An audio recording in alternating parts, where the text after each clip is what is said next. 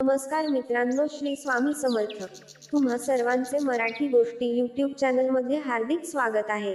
महिलांसाठी काही चांगले विचार. 1.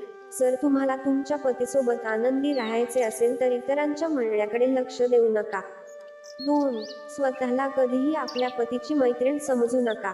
जर तुम्ही असे केले तर याचा अर्थ तुम्ही स्वतःला कमी दर्जाचे समजत आहात. 3. जर तुम्हाला तुमच्या वैवाहिक जीवनात आनंदी राहायचे असेल तर तुमच्या पतीची इतरांशी तुलना करू नका. 4. जर तुम्हाला तुमच्या पतीने तुमच्यावर नेहमी प्रेम करावे असे वाटत असेल तर तुमच्या पतीसाठी नेहमी स्वतःला स्वच्छ आणि सुसज्ज ठेवा. 5. तुमचे आयुष्य चांगले व्हावे असे वाटत असेल तर गरिबांना मदत करत राहा आणि परोपकार करत राहा. 6. पत्नीचा एक गोड शब्द नवऱ्याचा दिवसभराचा थकवा दूर करतो. 7. जर तुमचा नवरा तुमच्यावर प्रेम व्यक्त करत नसेल तर समजू नका की तो तुमच्यावर प्रेम करत नाही.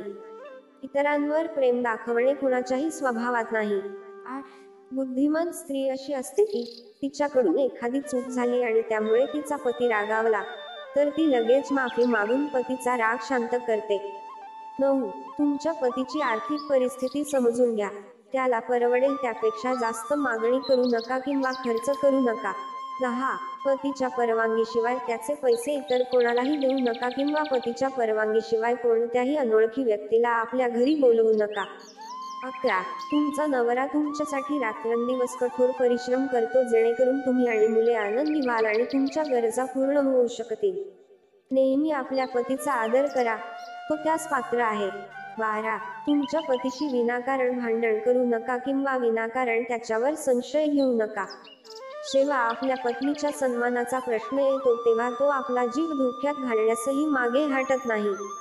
13. सुज्ञ स्त्री आपल्या सासरच्या घराविषयी बोलत नाही आणि सासरच्या घरी आपल्या आईच्या घराबद्दल बोलत नाही.